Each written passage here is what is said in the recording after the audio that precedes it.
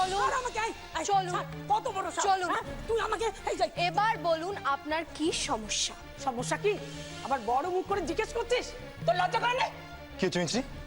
এত চিৎকার কিসের? এই যে ভূত, তুই তো একটা বড় চাকরি করিস, তা বাণীর বিয়ের সময় তো শুনলাম তুই বাবলুর কাছে বাড়ি বন্ধক রেখে মোটা টাকা ধার নিয়েছিস। সেটা আমাদের ব্যক্তিগত ব্যাপার। এই কথাটা তুই ঠিক বলেছিস, তোর ব্যক্তিগত ব্যাপার। আচ্ছা, তোর বাপের ভিটে তুই বিক্রি করবি না বন্ধক রাখবি সে নিয়ে আমাদের কিছু বলার নেই, কিন্তু উপযুক্ত বোনেদের ঘরে টাকার জন্য বেটা ছেলে ঢুকিয়ে দিবি, এ কিন্তু আমরা সহ্য করব না।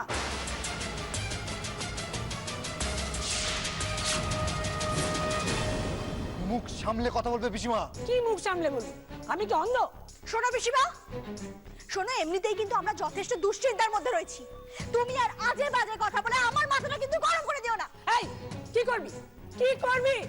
মারবি নাকি আমাকে? হ্যাঁ, এমনিতে তোদের বোনেদের গুণকীর্তি কথা জানতে কারো বাকি নেই।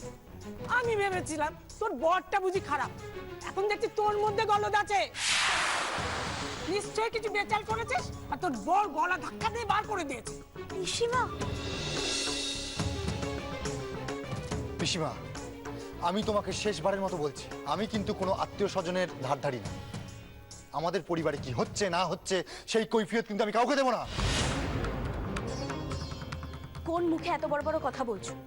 প্রয়োজনের সময় কেউ পাশে এসে দাঁড়াও না, বিপদের সময় এসেছো বিপদ বাড়াতে। ও মা, ছুটকিটারও চ্যাটাং চ্যাটাং কথা হয়েছে। ওরে মুখপুরি, দুদিন পরে দেখবি তোকেও নোংরা পথে নামিয়ে দিয়েছে।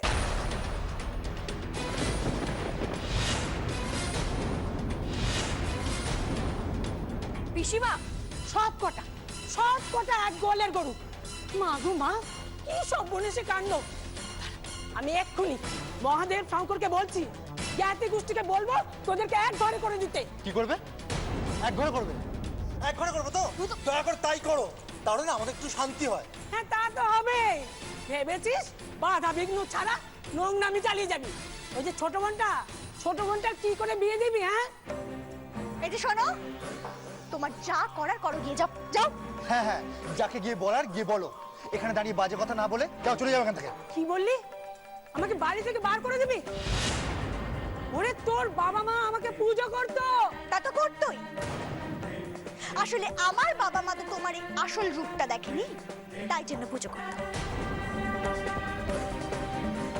তারা যদি জানতো যে তুমি তাদের ছেলে মেয়েদেরকে এইভাবে অপমান করছো, তাহলে তোমাকে। এক মিনিট দাঁড়াও, আমায় বলতে দাও। তোমরা দুজনে চুপ কর, এখন আমার কিছু কথা বলার আছে।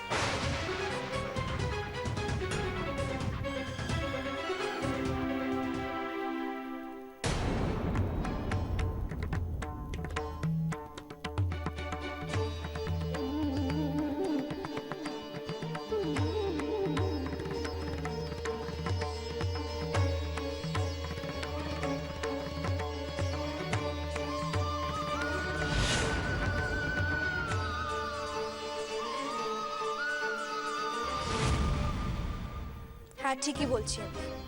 ওই ভদ্রলোক হচ্ছেন আমার মামু, জয়ন্ত বসু। কি সর্বনাশ! ওহরি, ওই জোচ্চোর চিটিংবাজ দুশ্চরিত্র লোকটা আবার ফিরে এসেছে। হ্যাঁ, ফিরে এসেছে। এবার নিশ্চয়ই আপনি আর জিজ্ঞেস করবেন না যে বর্দিমার ঘরে আমার মামু কি করছিল। ওদের সম্পর্কের ব্যাপারে আপনি নিশ্চয়ই জানেন। সম্পর্ক? কিসের সম্পর্ক? ও, ওদের বিয়ে হবে বলে কারখানা ছাপা হয়েছিল, সেই সম্পর্ক?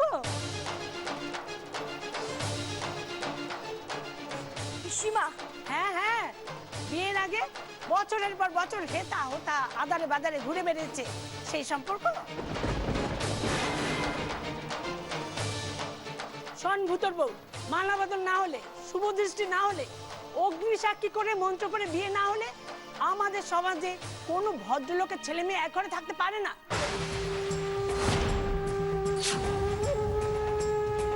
থাকলে সেটাকে নোংরামিই বলে। সাবুর তো শুধু মাথাটাই নষ্ট হয়েছিল, আর তোরা আগলে রাখতে পারিসনি বলে এই বয়সে সাবুর চরিত্রটা নষ্ট হলো। পিসিমা, বেরিয়ে যাও, বেরিয়ে যাও বাড়ি থেকে। আমাদের বাড়িতে দাঁড়িয়ে আমার বর্দিমার সম্পর্কে এইসব কথা বলার অধিকার তোমাকে কে দিয়েছে? দেখে নেব কে অধিকার দিয়েছে। হ্যাঁ, তোদের হাড়ে হাড়ে টের পাবো। আমি তোদের দেখে নেব। অধিকার বলছিস, দেখবো আমাকে বাড়ি থেকে বার করে দিচ্ছে।